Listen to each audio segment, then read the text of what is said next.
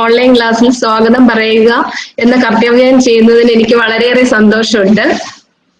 Education is our passport to the future. For tomorrow belongs to the people who prepare for it today എന്നാണല്ലോ പറയുന്നത്. ഇന്ന് നമ്മൾ എന്താണോ ചെയ്യുന്നത് അതാണ് നമ്മുടെ ഭാവി. ഈ മീറ്റിൽ പങ്കെടുക്കുന്ന പ്രിയപ്പെട്ട കുഞ്ഞുങ്ങളെ കൈപിടിച്ചുയർത്താൻ തിരക്കുകളൊക്കെ മാറ്റിവെച്ച് എഫേർട്ട് എടുത്ത് സുമനസ്സോടെ ഇന്നത്തെ ക്ലാസ് എടുക്കുന്ന പ്രഗത്ഭയായ വിദ്യ ടീച്ചറെ ഞാൻ ഓൺലൈൻ ക്ലാസ്സിലേക്ക് സ്വാഗതം ചെയ്യുന്നു. ആസിഡുകളെ കുറിച്ചും ആൽക്കലികളെ കുറിച്ചുമാണ് നമ്മൾ പഠിക്കുന്നത്. നിങ്ങൾക്കൊക്കെ ഈ വിക്ടേഴ്സ് ചാനലിന്റെ ക്ലാസ്സിൽ നിന്നും ഇതിനെക്കുറിച്ചുള്ള ഒരു വിവരം നേരത്തേക്ക് തന്നെ കിട്ടിയിട്ടുണ്ട്. കാരണം ഈ ഭാഗമൊക്കെ കഴിഞ്ഞു ക്ലാസ് എടുത്ത്.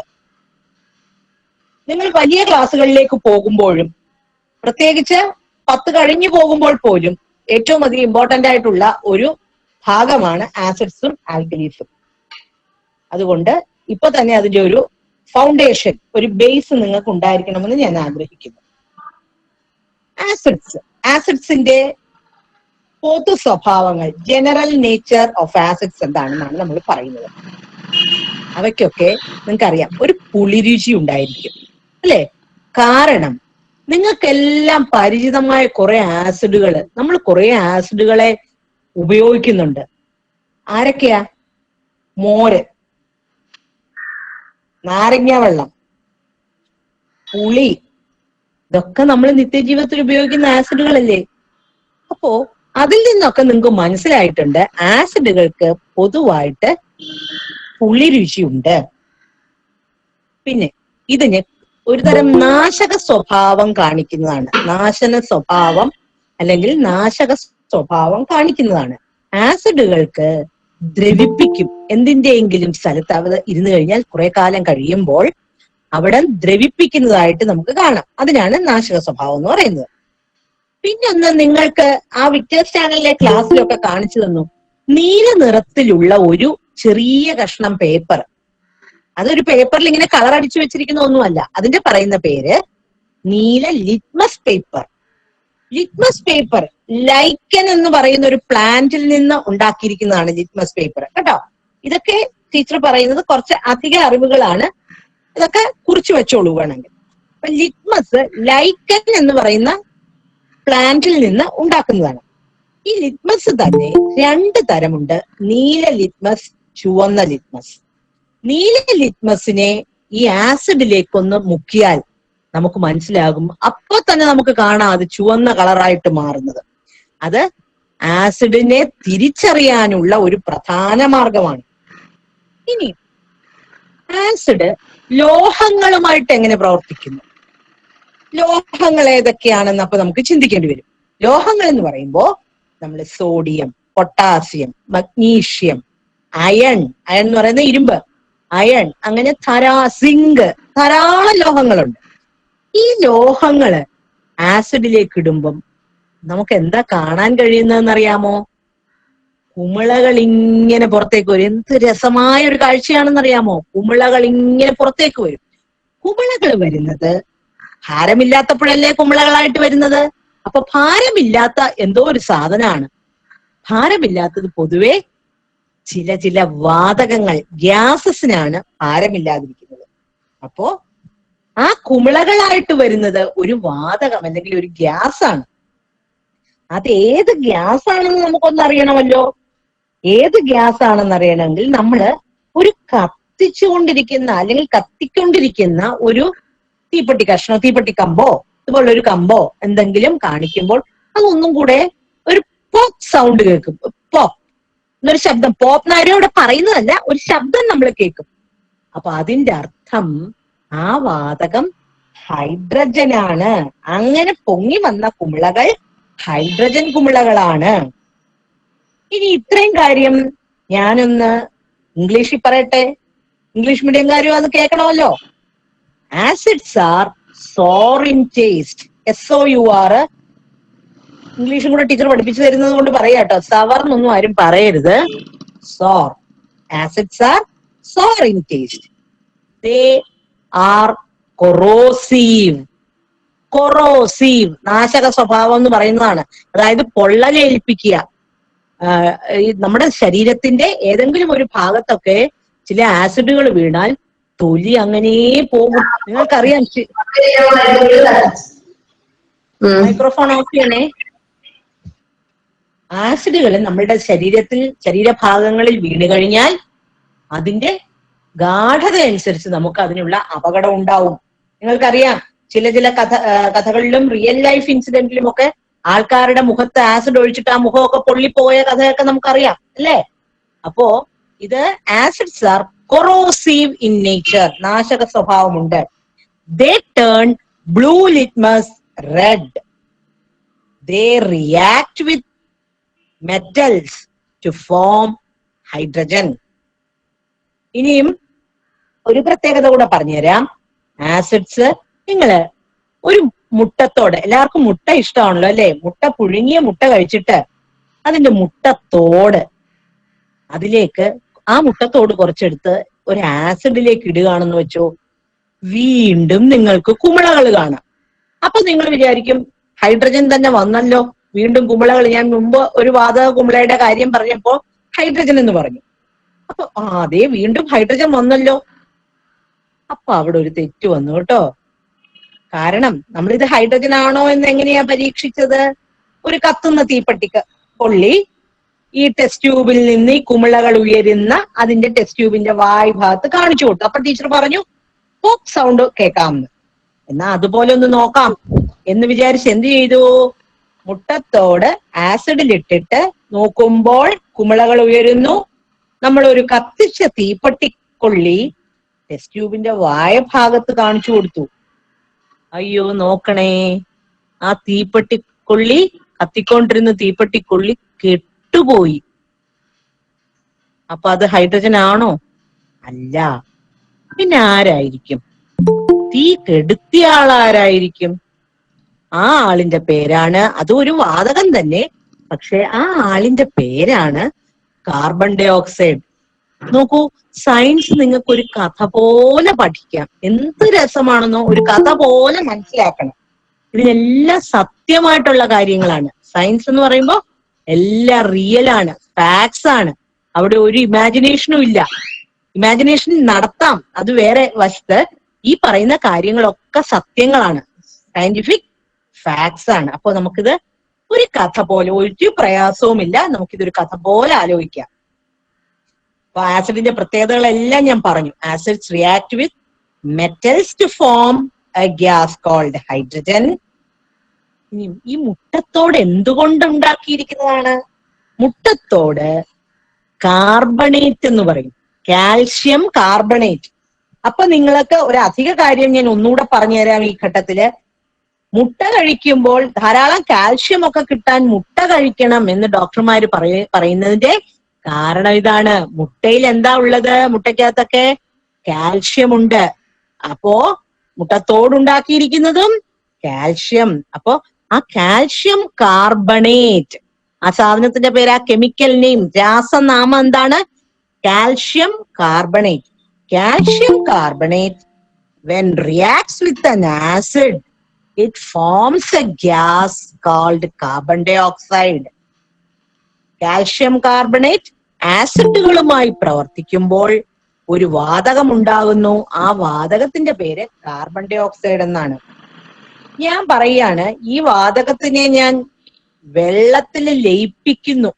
Carbon dioxide I am going to dissolve you in water. ഇത് അധിക അറിവാണേ, ശ്രദ്ധിക്കണേ. Carbon dioxide dissolve in water. നിങ്ങൾക്കൊക്കെ ഇഷ്ടമുള്ളൊരു സാധനം, നിങ്ങൾ എല്ലാവരും കുടിച്ചിട്ടുണ്ടത്. ശ്രീഹരിക്ക് അറിയാമെങ്കിൽ മൈക്ക് ഓൺ ചെയ്ത് പറഞ്ഞേ അതെന്താണെന്ന്. അറിയാമോ ശ്രീഹരി? സാരമില്ല. ആ 5 കുട്ടികളുടെ പേര് പറഞ്ഞല്ലോ സാറ്. ശ്രീഹരി പറഞ്ഞു, പിന്നെ ഒരു ഗൗരി കൃഷ്ണ പറഞ്ഞു. ആർക്കെങ്കിലും അറിയാമെങ്കിൽ പറഞ്ഞു. ഈ 5 പേരില് കേട്ടോ, 5 പേരുടെ പേര് അവരാണ് ആദ്യം വന്നത്. ഗൗരി കൃഷ്ണയ്ക്ക് അറിയാമെങ്കിൽ പറഞ്ഞോളൂ. ഹിത, ആദിത്യ, മുഹമ്മദ് സഫ്വാൻ. സാരല്ല, ടീച്ചർ പറഞ്ഞുതരാം. അതാണ് മൈക്രോഫോൺ ഓഫ് ചെയ്തോ. സോഡ. അപ്പൊ കാർബൺ ഡൈ ഓക്സൈഡ്, വാട്ടറിൽ ഡിസോൾവ് ചെയ്യുമ്പോൾ നിങ്ങൾക്ക് കിട്ടുന്ന ലിക്വിഡാണ്, ആ സാധനമാണ് നിങ്ങൾ കുടിക്കുന്നത്, സോഡാസ്. ഓക്കെ, ഇതൊക്കെ ഒരു അധിക അറിവാണ് കേട്ടോ. ഇനി അടുത്തത്, ഏതൊക്കെ ആസിഡുകൾ നിങ്ങൾക്ക് അറിയാം? നമ്മൾ പ്രകൃതിയിൽ നിന്ന് നിങ്ങൾക്ക് കിട്ടുന്ന കുറെ ആസിഡുകൾ പറഞ്ഞു. നാരങ്ങ വെള്ളം പറഞ്ഞു, നമ്മൾ നിത്യജീവിതത്തിൽ ഉപയോഗിക്കുകയാണ് അതൊക്കെ. മോരിന്റെ വെള്ളം പറഞ്ഞു, പിന്നെ നമ്മൾ കറികൾക്ക് ഉപയോഗിക്കുന്ന പുളി പറഞ്ഞു.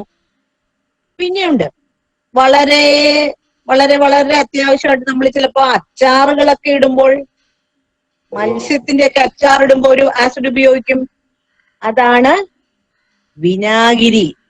വിനാഗിരി എന്ന് പറയാം, അത് ആസിഡാണ്. വിനീഗർ അല്ലെങ്കിൽ വിനാഗിരി. അത് എന്ത് ആസിഡ് ആണെന്ന് അറിയാമോ? Acetic acid. എഴുതി വെച്ചോട്ടോ, അസെറ്റിക് ആസിഡ്. വിനീഗറിൽ അടങ്ങിയിരിക്കുന്ന ആസിഡ് അസെറ്റിക് ആസിഡ്. അപ്പൊ ഇതൊക്കെ നമ്മൾ നിത്യജീവിതത്തിൽ നമ്മൾ ഉപയോഗിക്കുന്ന ആസിഡുകളാണ്. ഇനി നമ്മൾ ലബോറട്ടറിയില്, സ്കൂൾ ലബോറട്ടറിയിലും ഫാക്ടറികളിലും ഒക്കെ ഉള്ള ലബോറട്ടറികളിൽ ഉപയോഗിക്കുന്ന കുറച്ച് വീര്യം കൂടിയ ആസിഡുകളുണ്ട്. അവർക്ക് നമ്മൾ പറയുന്ന പേര് കൊറോസീവ് ആസിഡ്സ് ആണ്. അതൊക്കെ മിനറൽ ആസിഡ്സ്. ഈ മിനറൽ ആസിഡ്സ് ആരൊക്കെയാണ്? Hydrochloric acid, sulphuric acid and nitric acid. Hydrochloric acid, sulphuric acid, nitric acid. ഈ 3 ആസിഡുകളും ലാബിൽ ഉപയോഗിക്കുന്ന മിനറൽ ആസിഡുകളാണ്. They are very very corrosive. നാശക സ്വഭാവം കാണിക്കുന്നതാണ്. വളരെയധികം ഉപദ്രവം നമുക്ക്, അതായത് നമ്മളുടെ ശരീരത്തിന്റെ എവിടെയെങ്കിലും ഇതൊക്കെ വീണ് കഴിഞ്ഞാൽ നമുക്ക് വളരെയധികം ബേൺസ് ഉണ്ടാവും, പൊള്ളലുകൾ ഉണ്ടാവും. ചിലപ്പോൾ ആഴത്തിലാണ്, ചില ആൾക്കാരുടെ ശരീരത്തിന് ഫ്ലഷ്, മാംസം തന്നെ പറഞ്ഞു പോകും. ഇനിയും അത്രയും ആസിഡിനെ കുറിച്ച് നമ്മൾ പഠിച്ചു. ഇനിയും ആൽക്കലി. ആൽക്കലീസ് എന്ന് പറയുമ്പോൾ നിങ്ങൾക്ക് വളരെ പരിചയമുണ്ടല്ലോ കുറച്ച് ആസിഡുകള്, ആൽക്കലികള്.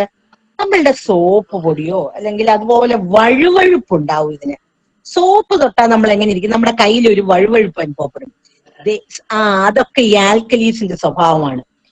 They are slippery or slimy in nature എന്ന് പറയും. സ്ലൈമി, നമ്മുടെ കയ്യിൽ നിന്ന് വഴുതി പോകുന്ന സ്വഭാവമുണ്ട്. പിന്നെന്താണ് അവരുടെ വേറൊരു പ്രത്യേകത? നമ്മൾ പറഞ്ഞു acids turn blue litmus red. പക്ഷെ ആൽക്കലീസ് നേരെ തിരിച്ചാണ്. They turn red litmus blue. Teacher ഒരു ടിപ്പ് നിങ്ങൾക്ക് പറഞ്ഞുതരാം. കാരണം ഏതൊരു കുട്ടിക്കും, നിങ്ങളുടെയൊക്കെ പ്രായം കഴിഞ്ഞല്ലേ ടീച്ചറും വന്നത്, ഏതൊരു കുട്ടിക്കും തെറ്റിപ്പോകാം. ആസിഡ് ഏതിനെ, ഏത് കളറുള്ള ലിറ്റ്മസിനെ ഏതാക്കുന്നു, ആൽക്കലി ഏത് കളറുള്ളതിനെ ഏതാക്കുന്നു. അപ്പൊ നിങ്ങൾ എന്താ ചെയ്യേണ്ടതെന്ന് അറിയാമോ? പ്രത്യേകിച്ച് ഇപ്പൊ 1 മാസം കഴിഞ്ഞ് പരീക്ഷ എഴുതാൻ പോലെ ഒരെണ്ണം പഠിച്ചു വെക്കുക, എന്നിട്ട് മറ്റേത് അതിന്റെ ഓപ്പോസിറ്റ് ആണെന്ന് ഓർത്താൽ മതി. Acid turn blue litmus red. Acid നീല ലിറ്റ്മസിനെ ചുവപ്പാക്കുന്നു. അപ്പൊ ഓട്ടോമാറ്റിക്കലി നിങ്ങൾ മറ്റേത് ഓർത്തോളൂ. എന്തായിരിക്കും? ചുവന്ന ലിറ്റ്മസ്, റെഡ് ലിറ്റ്മസിനെ ബ്ലൂ ആക്കുന്നവരാണ് ആൽക്കലി. അവർക്ക് ഒരുമാതിരി കാരം പോലത്തെ രുചിയാണ്, അതിന് കാരത്തിന്റെ പോലത്തെ രുചിയായിരിക്കും ഉള്ളത്. പിന്നെ അവരുടെ ഒക്കെ പേര് നമ്മൾ പറഞ്ഞു, ആസിഡ്സിന്റെ ഒക്കെ പേര്, കെമിക്കൽ നെയിം, അവരുടെ പേര് അവസാനിക്കുന്നത് നോക്കിക്കേ. Hydrochloric acid, sulphuric acid, nitric acid, acetic acid, എല്ലാവരുടെയും പേരിന്റെ അവസാനം ആസിഡ് എന്നുണ്ട്. അതുപോലെ നമുക്ക് ഓർത്തിരിക്കേണ്ട ഒരു കാര്യമാണ്, alkalis have their names ending in hydroxide. Hydroxide. ആൽക്കലികൾ അവരുടെ പേരിന്റെ അവസാനം എപ്പോഴും ഹൈഡ്രോക്സൈഡ് ആണ് എന്ന് ഓർക്കുക. 2-3 എണ്ണ ഉദാഹരണം പറയാം. Calcium hydroxide, sodium hydroxide, potassium hydroxide, aluminium hydroxide. ഇങ്ങനെ ടീച്ചർ പറഞ്ഞു തുടങ്ങിയാൽ എത്ര അനവധി ഉണ്ടെന്നറിയാമോ? അപ്പോ all alkalis have their names ending with hydroxides. അപ്പൊ ക്ലിയർ ആയില്ലേ? പിന്നെ ഇനി ജനറൽ ആയിട്ട് ടീച്ചർ പറയാണ്, ആസിഡ്സ് ആയാലും ആൽക്കലി ആയാലും ഏത് കെമിക്കൽ ആയാലും നിങ്ങൾ ലാബില്, നിങ്ങൾ ഇനിയും എപ്പോഴും നമ്മൾ കോവിഡിന്റെ ഭയം മൂലം വീട്ടിലല്ലല്ലോ, ഇനി നമ്മൾ സ്കൂളിൽ പോകൂലേ? അപ്പം സ്കൂളിലൊക്കെ പോകുമ്പോൾ നിങ്ങൾക്ക് എക്സ്പെരിമെന്റ്സ് ചെയ്യാൻ ഉള്ള അവസരങ്ങളിൽ you should not handle chemicals without care. ശ്രദ്ധിക്കാതെ രാസവസ്തുക്കൾ ഒന്നും കൈകാര്യം ചെയ്ത് അതിന് നിങ്ങൾ അവിടെയുള്ള ഉപകരണങ്ങൾ ഉപയോഗിക്കുക കേട്ടോ. അത് അപകടങ്ങള് വിളിച്ചു വരുത്തും. അതുകൊണ്ട് അതൊന്നും ചെയ്യരുത്. ഇനിയും ഞാൻ ഈ ആൽക്കലീസിന്റെ പേര് ഹൈഡ്രോക്സൈഡ്സ് ആണെന്ന് പറഞ്ഞു. 2 പേരുടെ പേര് ഒരു പ്രത്യേക രീതിയിലുണ്ട്, ശ്രദ്ധിച്ചോണം. Caustic soda, caustic potash. വേണ്ടവർ എഴുതിയെടുത്തോളൂ കേട്ടോ. Caustic soda, caustic potash. Caustic soda എന്ന് പറഞ്ഞാൽ സോഡിയം ഹൈഡ്രോക്സൈഡ്. നമ്മൾ പെട്ടെന്ന് തെറ്റിച്ച് വിചാരിക്കും സോഡ വാട്ടർ ആണോ, അല്ല. അതൊക്കെ നിങ്ങളെ തെറ്റിക്കാൻ ട്രിക്ക് ആയിട്ടുള്ള ക്വസ്റ്റ്യൻസ് തരുന്നതാണ്. കോസ്റ്റിക് സോഡ എന്ന് പറഞ്ഞാൽ ആൽക്കലിയാണ്, that is sodium hydroxide.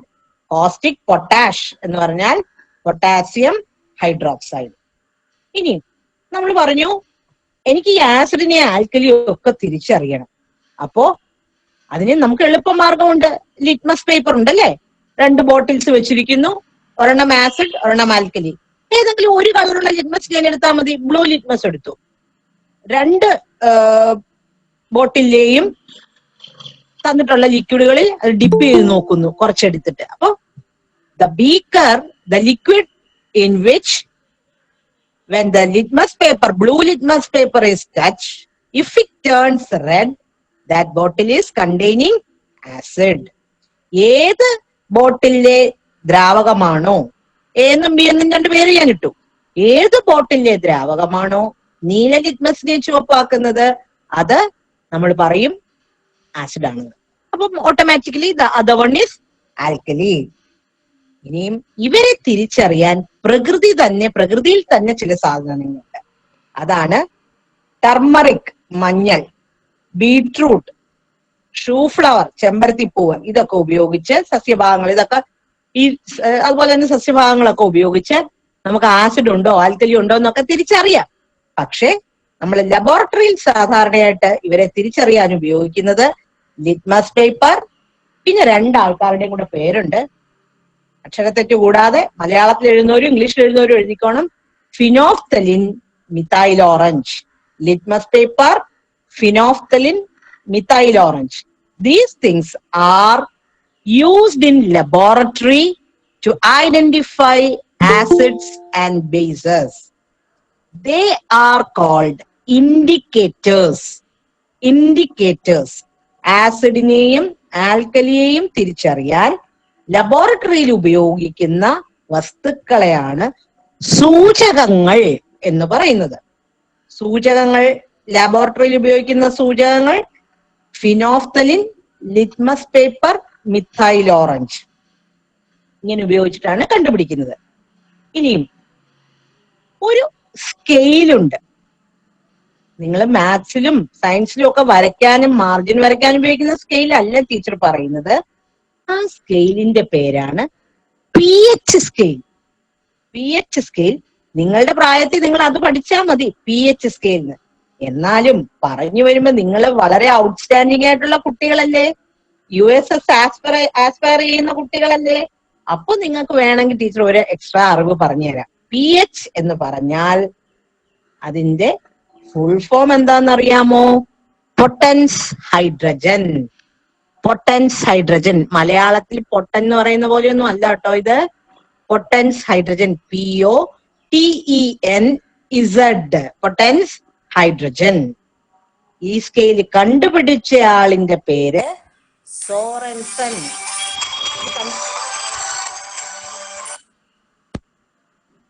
pH scale കണ്ടുപിടിച്ച ആളിന്റെ പേര് സോറൻസൺ. pHന്റെ ഫുൾ ഫോം പൊട്ടൻസ് ഹൈഡ്രജൻ. എന്താണ് ഈ സ്കെയില്? വളരെ ഇമ്പോർട്ടന്റ് ആകട്ടോ. ഇപ്പൊ പഠിച്ചോ. USS നിന്ന് മാത്രമല്ല, നിങ്ങൾ 12th സ്റ്റാൻഡേർഡ് വരെ പഠിക്കുമ്പോൾ ഇത് ഉപകരിക്കും. എല്ലാവരും സയൻസ് പഠിക്കുകയാണെങ്കിൽ ഇത് വളരെ ഉപകരിക്കും. എന്താണ് ഈ pH സ്കെയിൽ? അത് 14 വരെയാണ്, 14 വരെയാണ് അതിന്റെ നമ്പേഴ്സ്, 14 വരെ. അപ്പോ നടുക്ക് 7. 7ന്റെ ലെഫ്റ്റ് സൈഡില് കുറച്ച് നമ്പേഴ്സ് 1 to 6 ഉണ്ട്. 7ന്റെ റൈറ്റ് സൈഡിലേക്ക് 8 to 14 ഉണ്ട്. എന്താണ് അതുകൊണ്ട് സൂചിപ്പിക്കുന്നത്? 7 എന്ന് സൂചിപ്പിക്കുന്നത് നിർവീര്യം അല്ലെങ്കിൽ ന്യൂട്രൽ. നിർവീര്യം or neutral. Left side of neutral, that is from 1 to 6. 1 to 6 എന്ന് പറഞ്ഞാൽ 6.9 വരെയും കേട്ടോ. 1 to 6.9 ആ 7 ആകുന്നത് വരെയും ഉള്ളത് acidic nature. 7.1 to 14 alkaline nature. അപ്പൊ pH സ്കെയിലില് 14 മെഷറുണ്ട്, അങ്കനങ്ങളുണ്ട്. 7 എന്ന് പറയുന്നത് നിർവീര്യം അഥവാ ന്യൂട്രലിനെ സൂചിപ്പിക്കുന്നു. 7ന്റെ ഇടതുവശത്ത് കാണുന്നതൊക്കെ ആസിഡ് സ്വഭാവവും 7ന്റെ വലതുവശത്തേക്ക് പോകുന്നതൊക്കെ ആൽക്കലി സ്വഭാവവും ആണ് കാണിക്കുന്നത്. ഞാനൊരു ചോദ്യം ചോദിക്കാൻ പോവാണേ, എല്ലാരും ശ്രദ്ധിച്ചിരുന്നോണം. ഞാൻ എടുത്ത ഒരു സൊല്യൂഷൻ എന്ന് പറഞ്ഞാൽ ഒരു ദ്രാവകം, ഒരു ലായനി. ദ്രാവകം എന്നല്ല, ലായനി എന്നാണ് നല്ല മലയാളം. ഞാൻ എടുത്ത ഒരു ലായനി, അതിന്റെ pH നോക്കിയപ്പോൾ അതിന് 3 കണ്ടു. 3. വേറൊരു ലായനി ഞാൻ നോക്കിയപ്പോൾ അതിന്റെ pH 6. അപ്പം 3 കണ്ടു, 6 കണ്ടു. 2 ലായനികൾ എടുത്തേ. ഹിത ഉത്തരം പറയണം. 3 6 എടുത്തു. ഇതിൽ ആസിഡ് സ്വഭാവം കൂടുതൽ ഏതിനായിരിക്കും? വേഗം പറഞ്ഞു. 3 അതെ, ഇനി ഓഫ് ചെയ്തോ. 3 ആണല്ലേ വലുത്? അത് ടീച്ചർ ഞങ്ങളെ കൺഫ്യൂസ് ചെയ്യാൻ പറയുന്നത് അല്ലേ? 6 കഴിഞ്ഞ് 7 അതൊക്കെ എന്താണ്? നിർവീര്യ സ്വഭാവം. അപ്പോ ഏറ്റവും തുടങ്ങുന്നിടത്തല്ലേ ആസിഡിന്റെ സ്വഭാവം കൂടിയിരിക്കേണ്ടത്? അപ്പോ 7നോട് അടുക്കും തോറും ആസിഡ് സ്വഭാവം കുറയും. 7ൽ നിന്ന് പുറകിലേക്ക് പോകും തോറും ആസിഡ് സ്വഭാവം കൂടും. അതുപോലെ 7ൽ നിന്ന് വലതുവശത്തേക്ക് അങ്ങനെ പോകും തോറും വലത്ത് ആൽക്കലിയുടെ സ്വഭാവം 7ൽ നിന്ന് വലത്തോട്ട് പോകും തോറും കൂടിക്കൂടി വരും. ആസിഡ് സ്വഭാവം ലെഫ്റ്റ് സൈഡിൽ ഏറ്റവും അങ്ങേ അറ്റത്ത് ആയിരിക്കും കൂടുതലുള്ളത്. അതുകൊണ്ട് അത് കൃത്യമായിട്ട് മനസ്സിലാക്കുക. അപ്പൊ pHന്റെ കാര്യവും പിടികിട്ടി. ഈ pHന്റെ ഇത് വെച്ചിട്ട് നമ്മള് ഒരെണ്ണം ചെയ്യുമല്ലോ. ഞാൻ ഒരെണ്ണം പറയാം. നിങ്ങൾ കണ്ടിട്ടുണ്ടാവും, മണ്ണില് ചില കൃഷിയുടെയൊക്കെ സമയത്ത് ചില ഭാഗത്തെ മണ്ണിൽ കുമ്മായം ചേർക്കും. എന്തിനാ? കാണാൻ ഒരു ഭംഗിക്കോ? വെളുത്ത് കുമ്മായം കിടക്കുന്നത്. മണ്ണിൽ കുമ്മായം ചേർക്കും. എന്തിനായിരിക്കും? നിങ്ങൾക്കറിയാം, ഞാനങ്ങ് പറയൂ കേട്ടോ. ആ മണ്ണിന് ആസിഡ് സ്വഭാവം കൂടുതലായിരിക്കും. ആ പ്രദേശത്ത് മണ്ണിന് acidic nature will be more. അപ്പൊ നമുക്ക് അവിടെ വിളവുകൾ ഭംഗിയായി കിട്ടില്ല. അപ്പൊ എന്ത് ചെയ്യും? ആ അസിഡിക് സ്വഭാവം ന്യൂട്രലൈസ് ചെയ്യാൻ, നിർവീര്യമാക്കാൻ. ന്യൂട്രലൈസ്, നിർവീര്യമാക്കുന്നതിന് ഇംഗ്ലീഷ് എന്താണ്? ന്യൂട്രലൈസ്. ന്യൂട്രലൈസ് ചെയ്യാൻ നമ്മള് എന്താ ചെയ്യേണ്ടത്? ആൽക്കലി സ്വഭാവമുള്ള എന്തെങ്കിലും അവിടെ ചേർക്കണം.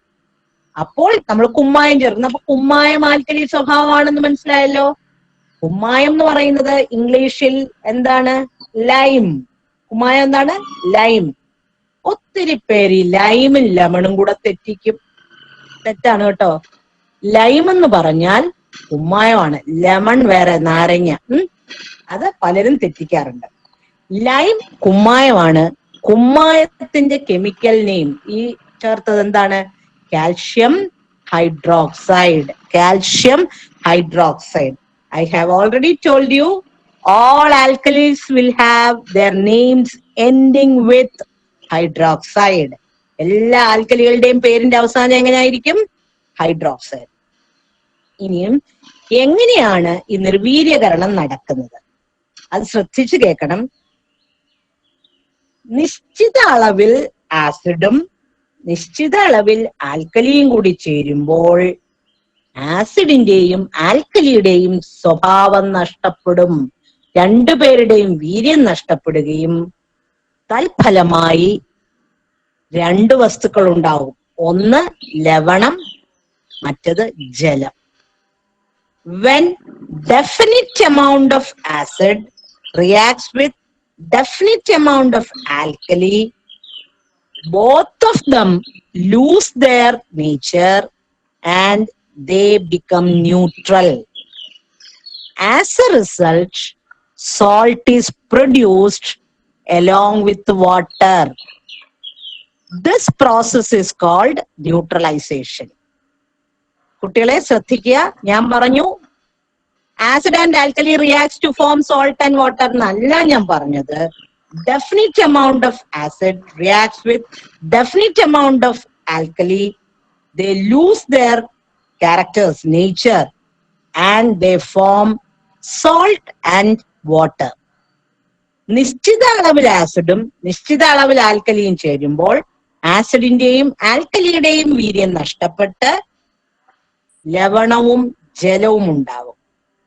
ഞാൻ പറയാൻ പോവാണേ, ഞാൻ നിശ്ചിത അളവ് എടുക്കുന്ന ആസിഡ് ഹൈഡ്രോക്ലോറിക് ആസിഡ്, നിശ്ചിത അളവ് എടുക്കുന്ന ആൽക്കലി സോഡിയം ഹൈഡ്രോക്സൈഡ്. അപ്പൊ എടുത്ത സാധനങ്ങള് സോഡിയം ഹൈഡ്രോക്സൈഡ്, ഹൈഡ്രോക്ലോറിക് ആസിഡ്. എനിക്ക് ലഭിക്കുന്ന സോൾട്ട് അഥവാ ലവണം ഏതായിരിക്കും? ഒരാള് സഫ്വാൻ അറിയാമെങ്കിൽ മൈക്ക് ഓൺ ചെയ്ത് പറഞ്ഞു. ഓഫ് ചെയ്തോ. ഉപ്പ് എന്ന് പറഞ്ഞു. ഓക്കെ, കറക്റ്റ് ആണ്. Sodium chloride. എനിക്ക് അതിന്റെ കെമിക്കൽ നെയിമാണ് കിട്ടേണ്ടത്. Sodium chloride. കണ്ടോ, ഹൈഡ്രോക്ലോറിക് ആസിഡിൽ നിന്ന് വന്ന സോൾട്ടിന്റെ പേര് എങ്ങനെയാണ്?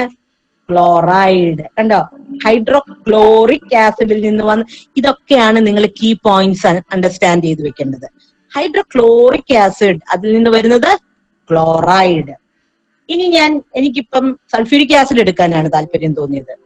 I took some sulfuric acid, a definite amount of sulfuric acid, and I allowed it to react with definite amount of calcium hydroxide. What is the salt produced? Sulfuric acid ആയതുകൊണ്ട് അതിൽ നിന്ന് വരുന്ന സോൾട്ടിന്റെ പേര് സൾഫേറ്റ്. സൾഫേറ്റ് മലയാളത്തിൽ എഴുതുമ്പോ പ്രശ്നമില്ല, sulphate എന്ന് എഴുതാം. ഇംഗ്ലീഷിൽ എഴുതുമ്പം സൾഫൈറ്റ് എന്നോ എന്തെങ്കിലും സൾഫൈഡ് എന്നോ അങ്ങനെയൊക്കെ എന്തെങ്കിലും എഴുതിയാൽ തെറ്റിപ്പോവും. അപ്പൊ എന്താണ് സൾഫേറ്റ്? SULPHATE, sulphate. സൾഫ്യൂരിക് ആസിഡിൽ നിന്ന് വരുന്ന സോൾട്ടുകൾ sulphate, calcium sulphate and water. ഇനി എപ്പോഴും ഹൈഡ്രോക്ലോറിക് ആസിഡും സൾഫ്യൂരിക് ആസിഡും എടുക്കാതെ എന്നെ കൂടെ ഉപയോഗിക്കുക എന്ന് നമ്മുടെ നൈട്രിക് ആസിഡ് പറഞ്ഞു. ശരി, ഉപയോഗിച്ചേക്കാം. അപ്പൊ ഞാൻ നൈട്രിക് ആസിഡ് ഡെഫിനിറ്റ് എമൗണ്ട് എടുത്തു. And I took ammonium hydroxide. Hydroxide ആയതുകൊണ്ട് അതൊരു ആൽക്കലി ആണല്ലോ, അറിയാലോ. Ammonium hydroxide and nitric acid. What is the salt? Ammonium nitrate. കണ്ടോ, നൈട്രിക് ആസിഡിൽ നിന്ന് വരുന്ന സോൾട്ടുകളുടെ പേരെന്താണ്? നൈട്രേറ്റ്. ഒന്നും കൂടെ പറയാം. അപ്പോ ammonium hydroxide and nitric acid can produce ammonium nitrate and water. So hydrochloric acid gives chloride salts, sulfuric acid gives sulfate salts, and nitric acid gives nitrate salts. Hydrochloric ആസിഡിൽ നിന്ന് ക്ലോറൈഡുകളും സൾഫ്യൂരിക് ആസിഡിൽ നിന്ന് സൾഫേറ്റുകളും nitric ആസിഡിൽ നിന്ന് നൈട്രേറ്റുകളും ഉണ്ടാവുന്നു. ആയിക്കോട്ടെ, ഇതിലെല്ലാം ഏത് ആസിഡോ ഏത് ആൽക്കലിയോ നിങ്ങൾ എടുത്തോ, ഉണ്ടാവുന്ന സോൾട്ടുകളുടെ എല്ലാം കൂടെ പൊതുവായിട്ട് ഒരാളുണ്ടായല്ലോ.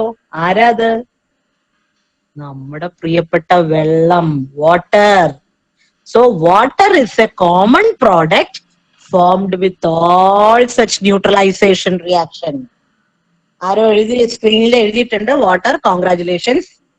അപ്പോ എല്ലാ നിർവീരീകരണ പ്രവർത്തനങ്ങളിലും ലവണത്തിന്റെ ഒപ്പം ജലവും ഉണ്ടാവുന്നുണ്ട്.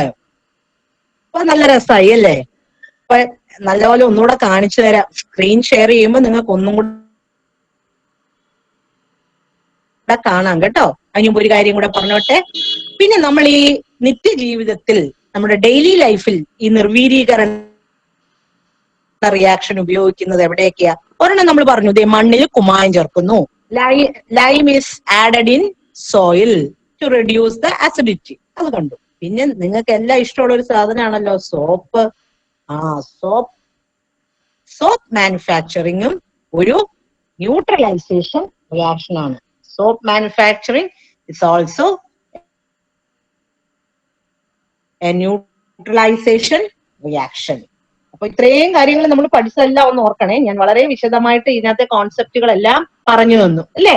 ഇനി നിങ്ങൾക്കൊക്കെ വീഡിയോ ഒരു മിനിറ്റ് നേരത്തേക്ക് അല്ലെ 2 മിനിറ്റ് നേരത്തേക്ക് ഞാൻ പറഞ്ഞു തീരുന്നിടം വരെ ഓൺ ചെയ്ത് വെക്കാം. ഞാൻ നിങ്ങളെ സ്ക്രീൻ ഷെയറിങ് കാണിക്കാൻ പോവാ കേട്ടോ. ആ സ്ക്രീൻ ഷെയറിങ് കാണുമ്പോൾ നിങ്ങൾക്ക് കുറച്ചും കൂടെ ഒരു രസമായിട്ട് കാര്യങ്ങൾ ഒന്നും കൂടെ തോന്നും. നിങ്ങൾ വീഡിയോ ഓൺ ചെയ്തോ കേട്ടോ.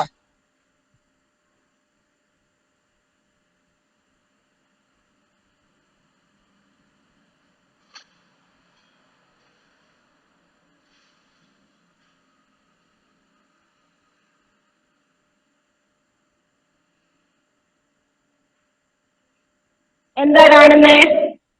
ആരെങ്കിലും ഒരാൾ പറയണേ, കാണുന്നുണ്ടോ ഞാൻ അറിയാനാ കേട്ടോ. രതീഷ് സാറ് കാണുന്നുണ്ടോ? സ്ക്രീൻ കാണാമോ? കാണാം ടീച്ചറെ, കാണാം. ഓക്കെ. കുട്ടികളെ എന്താണ് കാണുന്നത്? Acids and ആൽക്കലീൻസ്. 2 മീഡിയംകാർക്കും മനസ്സിലാവും കേട്ടോ. ഹൈഡ്രോക്ലോറിക് ആസിഡ് എങ്ങനെയാണ് അത് ഞാൻ എഴുതിയത്? HCl. Nitric acid HNO3. Sulphuric acid H2SO4. അതിപ്പോ ഇംഗ്ലീഷ് മീഡിയം ആണെങ്കിലും മലയാളം മീഡിയം ആണെങ്കിലും അങ്ങനെ തന്നെയാണ്. നോക്കൂ, അതുകൊണ്ടാണ് ടീച്ചർ പറഞ്ഞത്. ഇപ്പൊ നിങ്ങൾക്ക് മനസ്സിലായോ? ഹൈഡ്രോക്ലോറിക് ആസിഡിന്റെ ലവണങ്ങൾ, സോൾട്ടുകളെല്ലാം ക്ലോറൈഡ് എന്ന് വരുന്നതിന്റെ കാരണം മനസ്സിലായോ? ആ Cl ആണ് ക്ലോറൈഡ് ആക്കാനായിട്ട് സഹായിക്കുന്നത്. ഇനി നോക്കിയേ, നൈട്രിക് ആസിഡിന്റെ NO3 ഭാഗമാണ് നൈട്രേറ്റ് ആക്കാൻ ഉപകരിക്കുന്നത്. സൾഫ്യൂരിക് ആസിഡിന്റെ SO4 ഭാഗമാണ് സൾഫേറ്റുകളാകാൻ സഹായിക്കുന്നത്. ഇവരൊക്കെയാണ് ലാബിലെ വലിയ പുള്ളികൾ, വലിയ ആസിഡുകൾ ഇവരൊക്കെയാ. അപ്പൊ ഈ ഹൈഡ്രോക്ലോറിക് ആസിഡിനെ HCl എന്നും നൈട്രിക് ആസിഡിനെ HNO3 എന്നും സൾഫ്യൂരിക് ആസിഡിനെ H2SO4 എന്നും എഴുതുന്നതിന് നമ്മൾ ഫോർമുല എന്ന് പറയും. ഫോർമുല മലയാളത്തിൽ രാസസൂത്രം എന്നും പറയും. ഇനി അടുത്ത നോക്കിക്കേ. ഇപ്പൊ എന്താ നിങ്ങൾ കാണുന്നത്? ആസിഡ് ലോഹങ്ങളുമായിട്ട്, മെറ്റൽസുമായിട്ട് റിയാക്ട് ചെയ്യുമ്പോൾ ആരാ പുറത്തു വരുന്ന പോപ്പ് സൗണ്ട് ഉണ്ടാക്കുന്ന ആള് വന്നു അവിടെ? ആരാണത്? ഹൈഡ്രജൻ. ഇനി നോക്കിയേ, നമ്മൾ മുട്ടത്തോടിട്ട കാര്യമാണ് പറയുന്നത് കേട്ടോ. Acids react with metal carbonate. എന്തിന്റെയെങ്കിലും മെറ്റലിന്റെ കാർബണേറ്റുകളുമായിട്ട് റിയാക്ട് ചെയ്യുമ്പോൾ പുറത്തു വന്ന് നമ്മുടെ കത്തുന്ന തീപ്പെട്ടിക്കൊള്ളിയെ അണച്ചു കളഞ്ഞ ആളാണ്. ആരാണ്? Carbon dioxide. കണ്ടോ? ടീച്ചർ അടുത്തതിലേക്ക് പോകുന്നേ. ഇനി ഇൻഡിക്കേറ്റേഴ്സ് ഇൻ ലാബ്. ലാബിലുള്ള സൂചകങ്ങൾ ആരൊക്കെയാണ്? Litmus, methyl orange, phenolphthalein. English മീഡിയത്തിലുള്ളവര് ആ ഫിനോഫ്തലിന്റെ സ്പെല്ലിംഗ് ഒക്കെ എഴുതിയിരിക്കുന്ന കണ്ടോ?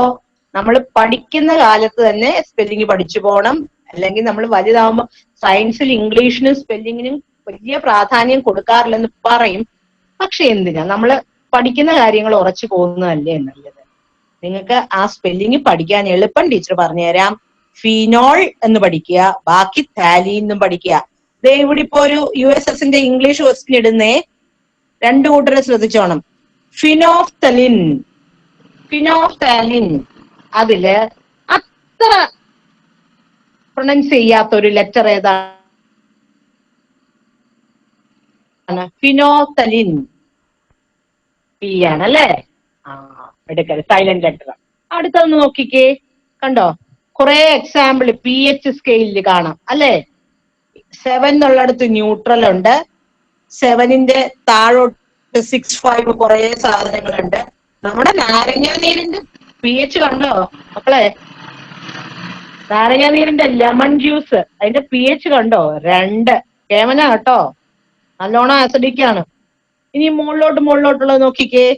8ന്റെ മുകളിൽ 9, 10, 11. ടീച്ചർ കുറച്ച് എക്സാമ്പിൾസ് എടുത്തന്നേ ഉള്ളൂട്ടോ. ഇതൊന്നും കാണാതെ പഠിച്ചു വെക്കേണ്ടതല്ല, കുറച്ചൊക്കെ അറിഞ്ഞിരിക്കുക, അത്രേ ഉള്ളൂ. അങ്ങോട്ട് പോകുന്നുണ്ടോ? Baking soda. അത് കണ്ടപ്പോഴാണ് 2 കാര്യം ടീച്ചർ പറഞ്ഞു തരും, ശ്രദ്ധിച്ചോളണം. ബേക്കിംഗ് സോഡയും വാഷിംഗ് സോഡയും. Baking soda sodium bicarbonate. Malayalam medium ആയാലും ഇംഗ്ലീഷ് മീഡിയം ആയാലും പഠിച്ചോളൂ. ബേക്കിംഗ് സോഡ സോഡിയം ബൈകാർബണേറ്റ് എഴുതുന്നത്.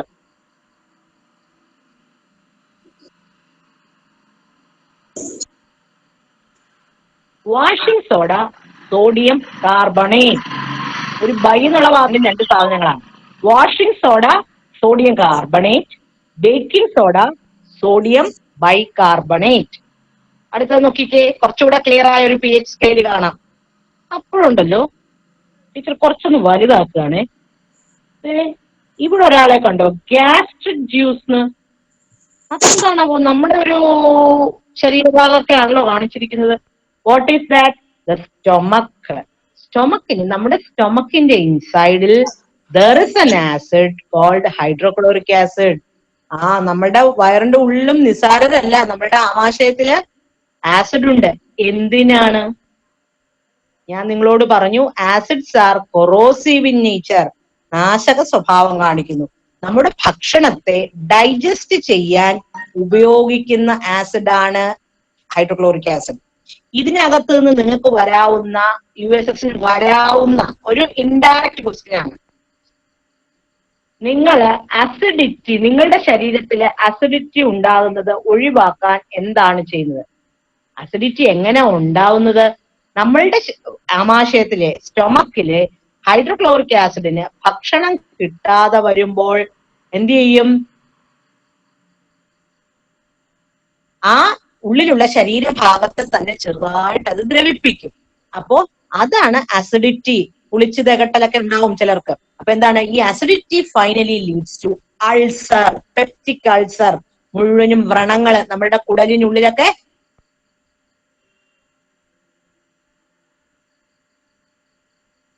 വ്രണങ്ങൾ ഉണ്ടാകും. അപ്പൊ അസിഡിറ്റി ഒഴിവാക്കാൻ ഡോക്ടർ എന്തായിരിക്കും അഡ്വൈസ് ചെയ്യുന്നത്? അസിഡിക്സിനെ ന്യൂട്രലൈസ് ചെയ്യുന്ന എന്തെങ്കിലും. അതാരാണ് അസിഡിറ്റിനെ ന്യൂട്രലൈസ് ചെയ്യുന്നത്? ആൽക്കലി. മിൽക്ക് ഓഫ് മഗ്നീഷ്യ എന്ന് പറഞ്ഞൊരു സാധനം, ഒരു മരുന്ന് നമുക്ക് തരും. ചിലപ്പോ അത് വേറെ പേരിലൊക്കെ ജെലുസിൻ എന്നൊക്കെ പറഞ്ഞൊക്കെ അറിയപ്പെടും. എന്തിനാണിത്? അസിഡിറ്റി ന്യൂട്രലൈസ് ചെയ്യാൻ ഉപയോഗിക്കുന്നതാണ്. അപ്പം ആർക്കും അസിഡിറ്റി ഉണ്ടാവാതിരിക്കട്ടെ കേട്ടോ. ഇനി അടുത്തൊരു ചിത്രം നോക്കിയേ. ഇതാണ്, എന്തൊരു ഭംഗിയാ താഴെ ഇരിക്കുന്ന പിങ്ക് കളർ. ഒന്ന് കണ്ടോ? നിങ്ങൾ ശ്രദ്ധിച്ചേ, മുകളിലൊരു ട്യൂബ് പോലെ ഉണ്ട്, അതിന്റെ പേര് ബ്യൂററ്റ്. ആ ബ്യൂററ്റിൽ എന്തിനാ എടുത്തു വെച്ചിരിക്കുന്നത്? ഹൈഡ്രോക്ലോറിക് ആസിഡ് അല്ലേ? ഇനി അതിന് താഴെ അറ്റത്തൊരു ടാപ്പ് ഉണ്ട്. പിന്നെന്താ ഉള്ളത് താഴെ വെച്ചിരിക്കുന്നത്? അതിന് പറയുന്ന, ആ പാത്രത്തിന് പറയുന്ന പേര് കോണിക്കൽ ഫ്ലാസ്ക്. എന്താണ് കോണിക്കൽ ഫ്ലാസ്ക്? കോൺ പോലൊക്കെ ഇരിക്കുന്നുണ്ട്. കോണിക്കൽ ഫ്ലാസ്കില് ഓൾറെഡി എന്ത് വെച്ചിട്ടുണ്ട്? Sodium hydroxide. അത് വെറും സോഡിയം ഹൈഡ്രോക്സൈഡ് അല്ല. വെറും സോഡിയം ഹൈഡ്രോക്സൈഡ് ആയിരുന്നെങ്കിൽ ആ പിങ്ക് കളർ അവിടെ വരില്ല. ആ സോഡിയം ഹൈഡ്രോക്സൈഡിലേക്ക് ഫിനോഫ്തലിൻ ആഡ് ചെയ്തു. ഫിനോഫ്തലിൻ ആരാണ്? കയമൻ. നമ്മൾ പഠിച്ചു, ലാബിലുള്ള ഇൻഡിക്കേറ്റർ, സൂചകം. ഫിനോഫ്തലിൻ ഈ ആൽക്കലിയിലേക്ക് ആഡ് ചെയ്തപ്പോ അവന്റെ കളർ കണ്ടോ? എന്തൊരു ഭംഗിയാ, ഒരു പിങ്ക് കളർ. ഞാൻ ഈ ആസിഡിനെയും ഇവിടെ എടുത്തു വെച്ചിരിക്കുന്ന ആൽക്കലിയെയും അവരെ രണ്ടുപേരെയും നിർവീര്യമാക്കാൻ പോവാ കേട്ടോ. ഞാന് ആ ടാപ്പ് തുറന്നു. ടാപ്പ് കണ്ടല്ലോ നിങ്ങള്? ടാപ്പ് തുറന്ന് കുറേശ്ശെ അവിടെ ഞാൻ ഡ്രോപ്പ് ആയിട്ട് വരുന്നുണ്ടോ ആസിഡ് വരിക. അതിങ്ങനെ വന്ന് ഒരു സ്റ്റേജ് എത്തുമ്പോ, ഒരു ഘട്ടം എത്തുമ്പോൾ ഈ പിങ്ക് കളർ അങ്ങ് പോകും. Pink colour disappears. There is a stage, there is a point at which the pink color in the conical flask disappears. ആ പോയിന്റിൽ നമുക്ക് മനസ്സിലാക്കാം അതിന് ആസിഡ് സ്വഭാവവുമില്ല, ആൽക്കലി സ്വഭാവവുമില്ല. എന്തായി മാറി? ന്യൂട്രലൈസ് ചെയ്തു എന്ന് നമുക്ക് മനസ്സിലാക്കാം. ന്യൂട്രലായി. അസിഡിക് നേച്ചറും ഇല്ല, ആൽക്കലൈൻ നേച്ചറും ഇല്ല, ന്യൂട്രലായി. ഈ റിയാക്ഷൻ പറയുന്ന പേരാണ് ന്യൂട്രലൈസേഷൻ റിയാക്ഷൻ. കണ്ടല്ലോ. ഇനി ഒരു ക്വസ്റ്റ്യൻ പേപ്പറും കൂടെ നമുക്ക് വേഗം ഒന്ന് നോക്കാം. ക്വസ്റ്റ്യൻ പേപ്പർ ആണേ. pH വാല്യൂ ഓഫ്, ഞാൻ മലയാളത്തിലും പറഞ്ഞുതരാം. pH value of blood is given as 7.45. It is, നമുക്ക് 13 ചോദ്യങ്ങളാണ് ഇപ്പൊ ലേറ്റസ്റ്റ് ആയിട്ടുള്ള USSന് സയൻസിന് വരാൻ പോകുന്നത്. അതിലേതെങ്കിലും 10 എണ്ണമാണ് നിങ്ങൾ സ്കോർ ചെയ്യാനായിട്ട് എഴുതേണ്ടത്. 13 എണ്ണവും ശരിയായാലും 10 മാർക്കേ കിട്ടത്തുള്ളൂ കേട്ടോ. ഏറ്റവും നന്നായിട്ട് അറിയാവുന്ന 10 എണ്ണം എഴുതണം, 10 മാർക്കേ കിട്ടുള്ളൂ. അതുകൊണ്ട് pH value of blood is given as 7.45. It is, ഞാൻ പറഞ്ഞു തന്നു, 7നേക്കാളും കൂടിയതാണല്ലോ 7.45. മാത്സ് ഒക്കെ പഠിച്ചതല്ലേ? അപ്പൊ കുറച്ച് കൂടി 7നേക്കാൾ. അതുകൊണ്ട് അതിന് ഏത് സ്വഭാവമായിരിക്കും? എന്തായാലും അസിഡിക് അല്ല, ഡയല്യൂട്ട്. അത് ചുമ്മാ നിങ്ങളെ തെറ്റിക്കാൻ തന്നു. ന്യൂട്രൽ, ന്യൂട്രൽ എന്ന് പറഞ്ഞാൽ നിർവീര്യം, നിർവീര്യമാണ് 7 ആണ്. പിന്നെ സ്ലൈറ്റ്ലി ആൽക്കലൈൻ, ആൽക്കലി സ്വഭാവം ചെറുതായിട്ടുണ്ട്. അപ്പൊ ഏതായിരിക്കും ശരി? സ്ലൈറ്റ്ലി ആൽക്കലൈൻ, ആൽക്കലൈൻ സ്വഭാവം അല്പമുണ്ട്. രണ്ടാമത്തെ question, the chemical name of lime, lime അഥവാ കുമ്മായത്തിന്റെ രാസനാമം. Calcium hydroxide, sodium hydroxide, potassium hydroxide, lithium hydroxide. ഏതാണ്? മുമ്പേ ടീച്ചർ പറയുന്നതാണ്, കാൽസ്യം ഹൈഡ്രോക്സൈഡ്. ആ പേരൊക്കെ നിങ്ങൾ അങ്ങ് കാണാതെ പഠിച്ചിരിക്കണം കേട്ടോ. ലൈമിന്റെ കെമിക്കൽ നെയിം കാൽസ്യം ഹൈഡ്രോക്സൈഡ്. ഇനി നോക്കിയേ, the general name of salt produced from sulphuric acid with any alkali. Sulphuric ആസിഡും ഏത് ആൽക്കലിയുമായിട്ട് പ്രവർത്തിക്കുമ്പോൾ നമുക്ക് കിട്ടുന്ന സോൾട്ടിന്റെ പേര് പൊതുവായിട്ട് എന്ത് പറയും? Chloride, sulphate, sulphide, sulphite. കണ്ടോ, തെറ്റിക്കാൻ എന്തൊക്കെ തരുന്നു. അപ്പൊ എന്താണ്? സൾഫേറ്റ്. മൂന്നാമത്തതാണ്, സി ആണ്, സൾഫേറ്റ്. മലയാളത്തിൽ പറഞ്ഞു തന്നെ. Fourth question, the gas that turns lime water milky. Lime വാട്ടറിനെ പാൽ നിറമാക്കുന്നത് ആരാണ്? നിങ്ങൾക്കറിയാം, ടെക്സ്റ്റിലൊക്കെ ഉണ്ടായിരുന്നതാണ് അതിന്റെ പരീക്ഷണം. Carbon dioxide. കുമ്മായം കലക്കി വെച്ചിട്ട് നമ്മളിങ്ങനെ ഊതുക, ഊതി ഒന്ന് നോക്കിക്കേ, നമ്മളുടെ വായിൽ നിന്ന് പുറത്തേക്ക് വരുന്നത് കാർബൺ ഡൈ ഓക്സൈഡ് ആണ്. ഊതുമ്പോൾ അത്രയും ഭാഗത്ത് ഇങ്ങനെ ഒരു മിൽക്കി അപ്പിയറൻസ് കാണും. അപ്പൊ അതിന്റെ കാരണക്കാരൻ ആരാണ്? Carbon dioxide. അടുത്ത നോക്കിയേ, while avoiding caustic soda in water, it is better to avoid tin vessels. Plastic പാത്രത്തില് കോസ്റ്റിക് സോഡ ഡിസോൾവ് ചെയ്യുമ്പോൾ നമ്മള് സൂക്ഷിക്കണം. എന്താ കാര്യം എന്നറിയാമോ? It is A heat absorbing reaction, heat releasing reaction, heat preserving reaction, evaporation reaction. താപം അകത്തോട്ടെടുക്കുന്നു, താപം പുറത്തേക്ക് വിടുന്നു, താപത്തെ സൂക്ഷിച്ചു നിർത്തുന്നു, ബാഷ്പീകരിക്കുന്നു. നമ്മൾ പ്ലാസ്റ്റിക് പാത്രത്തില് സോഡിയം ഹൈഡ്രോക്സൈഡ് കലക്കുമ്പോൾ ശ്രദ്ധിക്കുക എന്ന് പറയുന്നത് എന്താണ്?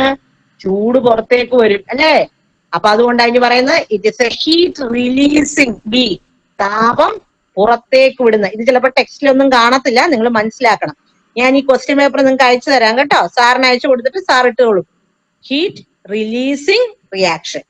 അടുത്ത നോക്കിക്കേ, blue litmus response with a colour change. നീല ലിറ്റ്മസ് കളർ ചേഞ്ചിന് പ്രതികരിക്കണമെങ്കിൽ ആരോടായിരിക്കും? Lime water. കണ്ടോ, തെറ്റിക്കാനായിട്ട് ഓരോന്നിടുക. Baking soda, lime juice, washing soda. Lime water എന്താണ്? കുമ്മായം. കുമ്മായം എന്താണ്? Calcium hydroxide. അപ്പൊ അതൊരു ആൽക്കലിയാണ്. ബേക്കിംഗ് സോഡ എന്താണ്? സോഡിയം ബൈകാർബണേറ്റ് ആണ്. ലൈം ജ്യൂസ് എന്താണ്? നമ്മുടെ നാരങ്ങ വെള്ളമാണ്. വാഷിംഗ് സോഡ എന്താണ്? സോഡിയം കാർബണേറ്റ് ആണ്. നീല ലിറ്റ്മസിനെ ചുവപ്പാക്കുന്നത് ആരാന്നാ ഞാൻ പറഞ്ഞേ? ആസിഡ്. ഇതിനകത്ത് ആസിഡ് ആരാണ്? C, lime juice. അപ്പൊ ആൻസർ ലൈം ജ്യൂസ് അല്ലെങ്കിൽ നാരങ്ങ വെള്ളം. ഇനി അടുത്തത് നോക്കിക്കേ. അടുത്തത് നമുക്ക്, for doing neutralization experiment, a student set up an experiment as follows. നിർവീര്യീകരണ റിയാക്ഷൻ ചെയ്യാനായിട്ട് എന്താണ് ഒരു സ്റ്റുഡന്റ് ചെയ്ത അറേഞ്ച്മെന്റ്? ശ്രദ്ധിച്ചോണേ. Hydrochloric acid is taken in a conical flask. Sodium hydroxide is in a burette. Then phenolphthalein is added. Teacher said that the experimental setup is wrong. What is the reason? എന്താ പറഞ്ഞത്? എന്താ കുട്ടി ചെയ്തു വെച്ചത്? Conical ഫ്ലാസ്കിൽ hydrochloric acid എടുത്തു, ബ്യൂററ്റില് sodium hydroxide എടുത്തു, ഫിനോക്സിലിനൊക്കെ add ചെയ്ത് വെച്ചു. അപ്പൊ ടീച്ചർ ഒന്ന് നോക്കിയിട്ട് പറഞ്ഞു ഇത് തെറ്റാണ്. എന്താണ് അതിന് കാരണം? നമ്മൾ ആ ചിത്രം ടീച്ചർ ഇപ്പൊ കാണിച്ചതാ. സോഡിയം ഹൈഡ്രോക്സൈഡ് ആണ് കോണിക്കൽ ഫ്ലാസ്കിൽ എടുക്കുന്നത്. കുട്ടികളെ ടീച്ചർ ഒരു ടിപ്പ് പറഞ്ഞുതരാം. ഒരു കാരണവശാലും ആസിഡ് നമ്മൾ കോണിക്കൽ ഫ്ലാസ്കിൽ എടുക്കില്ല. ബ്യൂററ്റിലാണ് എപ്പോഴും ആസിഡ് എടുക്കുന്നത്. അപ്പൊ ഇവിടെ കുട്ടി ബ്യൂററ്റിൽ ആസിഡ് എടുക്കാതെ കോണിക്കൽ ഫ്ലാസ്കിലാണ് ആസിഡ് എടുത്തത്. അതാണ് തെറ്റാണെന്ന് ടീച്ചർ പറയാൻ കാരണം.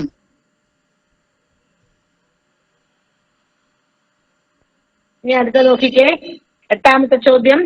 Which is common to all acids? എല്ലാ ആസിഡ്സിനും ഉള്ള പ്രത്യേകത എന്താണ്? അതിലേതാണ് കോമൺ ആയിട്ട് അടങ്ങിയിരിക്കുന്നത്? കാർബൺ. കാർബൺ ആരാ? നമ്മുടെ കരിയാണ്. അതാണോ? Nitrogen, oxygen, hydrogen.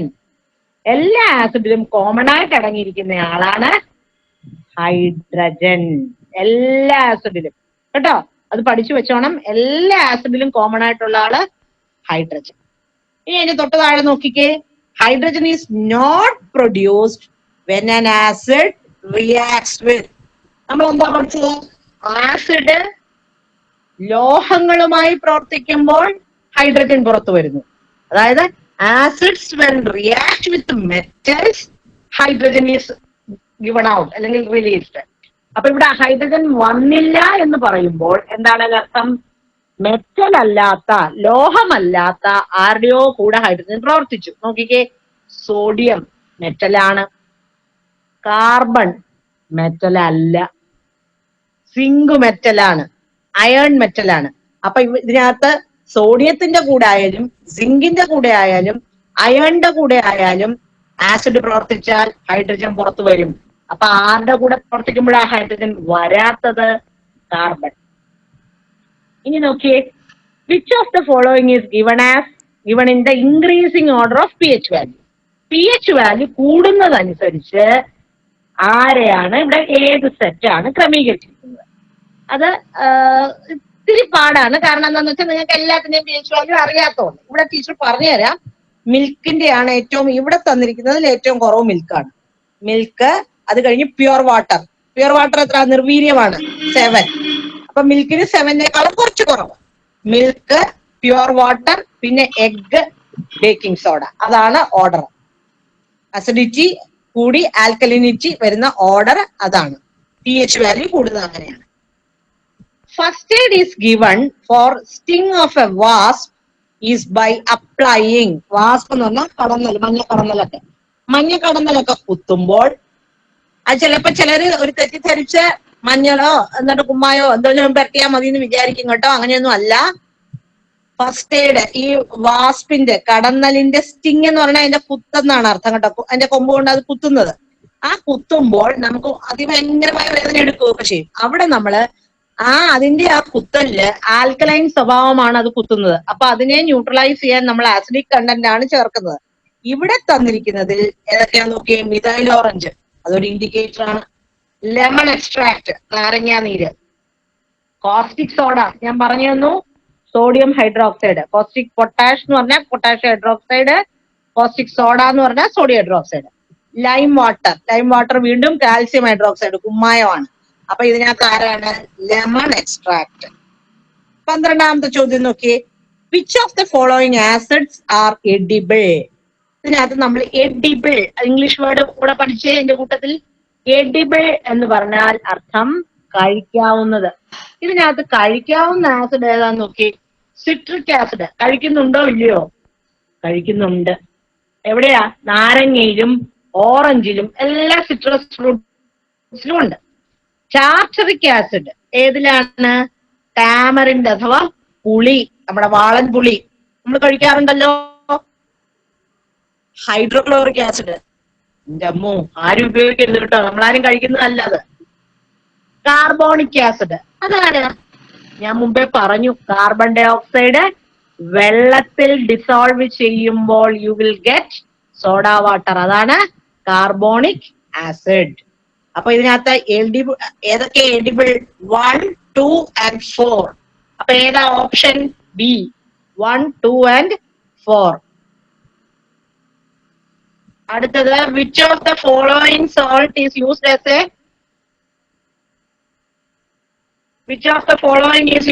A fungicide? Fungicide എന്ന് പറഞ്ഞാല് ഫംഗസിനെ നശിപ്പിക്കുന്നത്.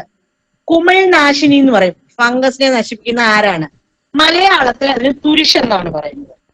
ഇംഗ്ലീഷിൽ എന്താണ്? കോപ്പറിന്റെ ഒരു സോൾട്ട് ആണ്.